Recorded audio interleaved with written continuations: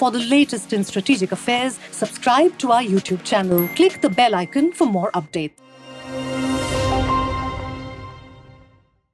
Hello and welcome to Strat News Global. I'm Nitin Gokhale. In this special broadcast, I'm joined by Minister Hardeep Puri, who holds two important portfolios, petroleum and natural gas, and urban development and housing in the Union Cabinet, and someone who's under constant public scrutiny for the two portfolios that he holds. Welcome to this program, Minister, and thank you for your time. Thank you for having me on your program. So let me start with urban development and housing, only because now I think after the Central Vista opening, the next event that everybody is looking forward to is perhaps the new parliament and new office complex that is going to come up. Give us some updates on that project. Central Vista is a term that is used to describe the project in overall terms. I won't take too much of your time, but the project in and of itself is a very bold and ambitious and something that is designed to serve the governance architecture of the country for the next 200 years, maybe even longer. Let me recall that the current governance architecture, but I literally mean architecture in the physical sense. Yes. This was conceptualized sometimes in the early part of the last century, I think around 1906 or so. True. When the imperial power then was looking at a seat for governance in Delhi and what is now Rashtrapati Bhavan, North Block, South Block, Absolutely. the Parliament, which was designed to be the legislative assembly of a colonial power. Sure. Now, I don't remember the exact date. Probably construction started late 1919 or 1920 or thereabouts. True. After the First World War. Yeah. Exactly. And the idea of an independent country, sovereign independent country, an idea which fructified in 1947, was not even in the range of consideration. Sure. 1919, etc. If you recall, many of our prominent leaders who acquired even greater fame actually were advocating India helping the British war effort. Right. They did, in fact, during the Second World War. Yeah. Even the first also. Yes, even of the First course. World War. Yes. So you were technically a colony for all intents and purposes. Exactly. And the national movement, which delivered freedom, and I always said it was a freedom struggle. Right. Because, sometimes you end up using terminology which betrays the bias in the writing. Independence is not something that was gifted to us. No, it was snatched. And to there was a proper independence movement which was built up. If at the end of the day the colonial power decided to seize control, there are many contributing factors. Right. I think one of them, if you look at history in perspective, was the naval mutiny. Sure. There were other factors. And the fact that an entirely new experiment in the art of mass mobilization arose in the form of Shri Mohandas Karamchand Gandhi, who was able to identify with a popular cause, Sure. able to gather people Right. and build a mass movement, but do it within not structures which are revolutionary, which leads to violence. Some violence took place, but evolutionary in terms of a mass consciousness building up. Quit India That movement started was around 1919 or so. Yeah, But sure. when the parliament building or the this thing was, it was not there. Not It there. was not there. It came through the Khilafat Much movement later, and yeah. other True. issues. True. Now, 1947, we become an independent country. Absolutely. And I've always marveled at the fact, why did it take so long for the leaders of modern India to firstly acknowledge and then to do something about producing, buildings where the seat of government could function from? I have two simple points. Right. One, our population is increasing. Of course There it is is. a limitation or the delimitation embargo. Yes, of course. In 2026, the size of your Legislature. of Parliament. your lower house, Yes. which is in 500 43 right now. exactly, Yes. it will go up to, I don't know, 700 or something. Possibly. Yeah, with all the twists and turns and the scrounging on space and putting in chairs where they should not be, and making the place more and more cramped, you will not be able to accommodate 776. Right. So you obviously have to think of the next 50, 100, 150, 200 years. So this project is about that. That's how. Yeah. The first segment of that was Kartavya Path, Yes. which, the people who are associated with the project and we often reflect, we have been for a long time. And what are the questions which anyone associated with a project like this keeps asking themselves is, will the project be accepted by the people? Right. And will it stand the test of time? Yeah. So I think my response has been fairly simplistic. I said the proof of the pudding is in the eating. When I saw on the 1st of January Yes. a footfall of over 250,000, I mean, Yeah. acceptance and how. Yes. You had to navigate a difficult narrative. There were people who were finding all kinds of arguments that the green cover will be reduced. Right. I think some of it, most of it, of that narrative, that attempt at government bashing, was designed in order to create a doubt in people's mind and to try and derail it. How Right. can you be spending so much money on this project when there is a pandemic? I Pandemic was is trying to explain that we are already manufacturing this thing. These are two separate issues. totally separate issues. Yeah. What funds are you talking about? Such, astronomical fund. I don't know what the final tendered cost will be. Yeah. So the Kartavya Path is the first part. And I think the empirically what stands out and what is now widely accepted is that, because you were not using some of the space there, the water bodies have been rejuvenated, Yes. area has expanded, True. so much more pedestrian space has been added. I think the green area has gone up by about 30% or thereabouts. And it's been accepted by the people. Next, in terms of sequencing, will be the parliament. Again, I make it a force of habit never to commit myself to a Deadline. precise date. Yeah. Date. It's not fair. Right. I don't know. Yeah. I mean, you are undertaking a huge project. The parliament building was, Bhumi Pujan was done in December of 2020. We're only 2 years from there. Right. In the midst of this pandemic, we've got to work. Sure. We're being completed at a very fast rate. And frankly, do you remember when Kartavya Path was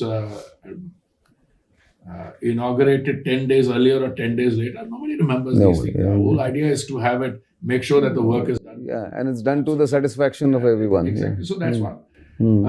The other buildings are also in an advanced stage of this thing. I think the Vice President's Secretariat. office and residence is due shortly. I think February or Yeah. Whatever. Yeah. There are 3 office buildings. There are 8 central secretariat buildings, 8 or 9. The executive enclave. Again, they are working. Tenders are being issued. So it's work in progress. Great. But the second point, which is a more important point, there will be no chaotic zigzags. Like I move on out from this building, go to a temporary place and then go into that. No, you will move from one place into the final place. And when we vacate this place, the next Phase set of comes 3 in. buildings Yeah. will come up. Right. So I think it's being conducted in an orderly manner. Fingers crossed. I think it will work. Great. So that's of course the flagship program. But let's look at your ministry as a larger picture. And urban development, given what India's urban population is going to be, one statistic where I read was some 46% of India's population will be by 2035 will be in urban areas. That puts huge pressure on the amenities, the infrastructure. How are you coping with that?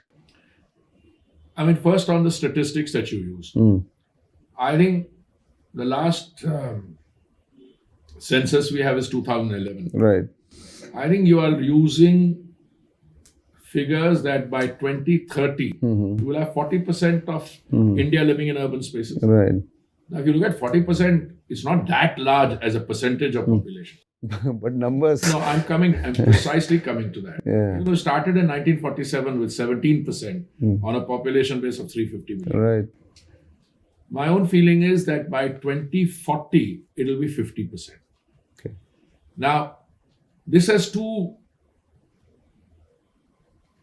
segments. One is the factors which make for and act as a encouragement for people to move from rural to urban and from semi-urban to urban, from tier 2 and tier 3 cities to megapolises.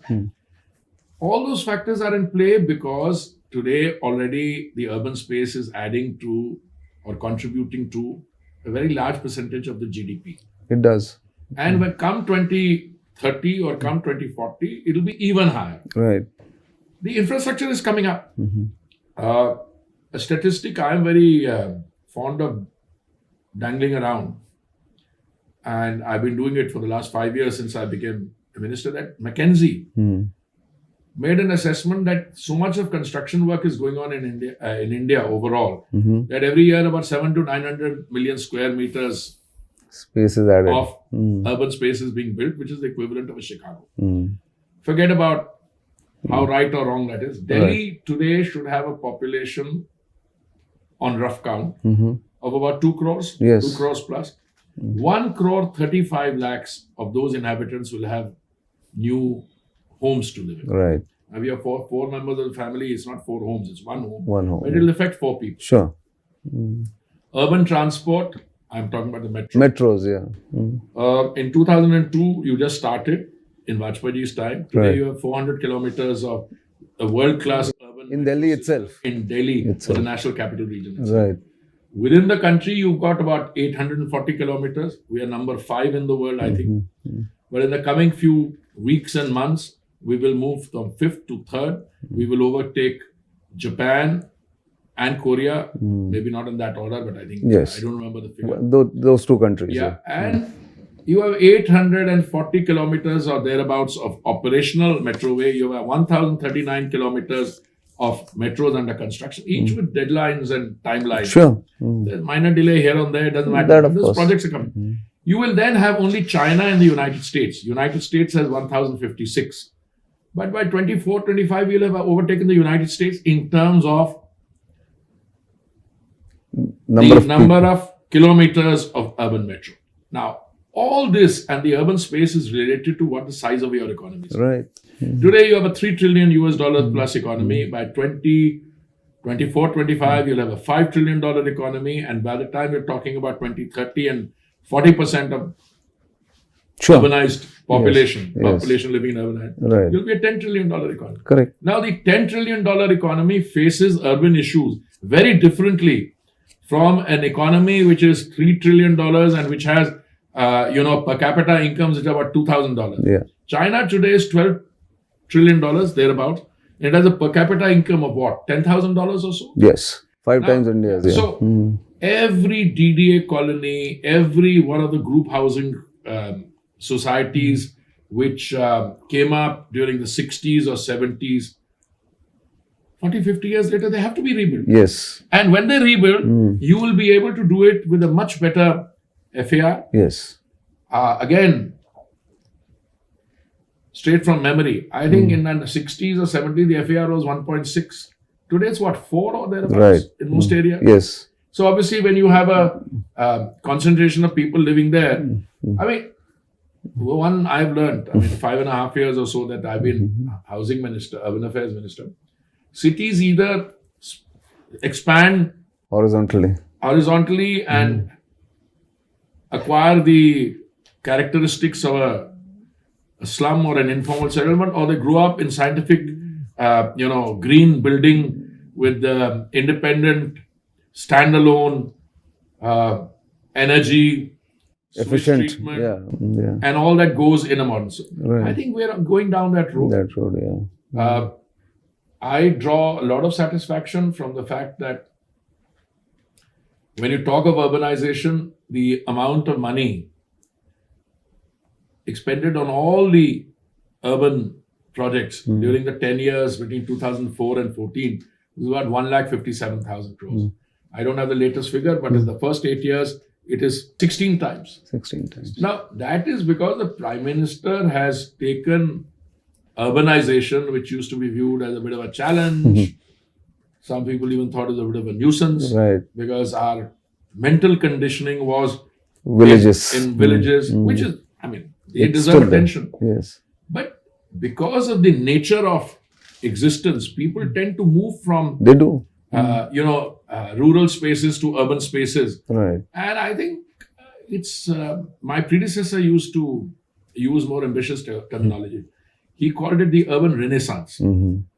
I'm a little more modest by nature, so I use the word urban rejuvenation. Rejuvenation. Yeah, I think that's a correct appraisal. And where you are getting at is also urban poor are also being looked Coming at. to that, I mean, out of the, you see, the affluent or even the not so affluent, they always have modern amenities.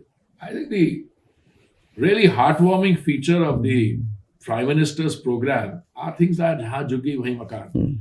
I am now today, I can tell you, the 3,000 flats which he was handed over recently Right. in east of Kailash. I mean, look at the look on their faces. You lived in a JJ cluster for Yes. 40, 41 years.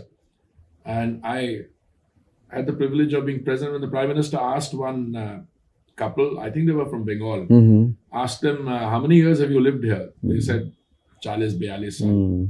How many children do you have? They have one daughter. What does she do? Studying English honors in Delhi University. There you And now you move from that JJ colony into this urban so space. the kind of outpouring of genuine gratitude and affection, the letters that we receive from the recipients, the kind of video clips we see. And that's not just here.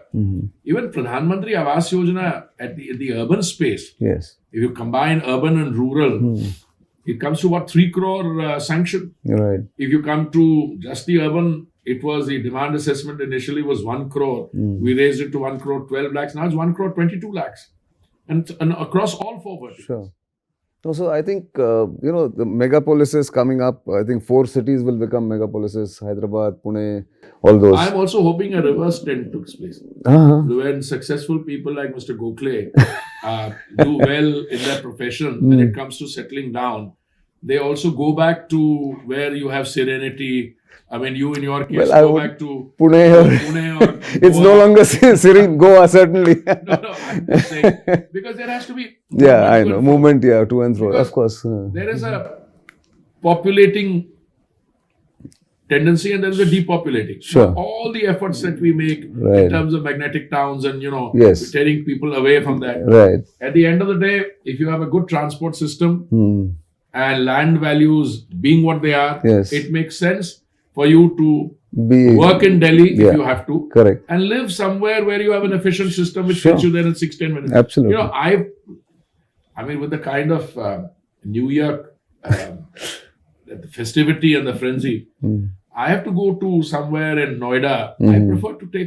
I would prefer. Yes, I have a metro. to No, take I saw you taking to the the metro to airport. the airport the other day. 16 minutes. Yes. 16 minutes. From Shivaji Stadium to the To T3. the- Terminal almost 3. inside the terminal. Yeah, absolutely. No, I think that's a wonderful change one has seen, not just in Delhi, but elsewhere.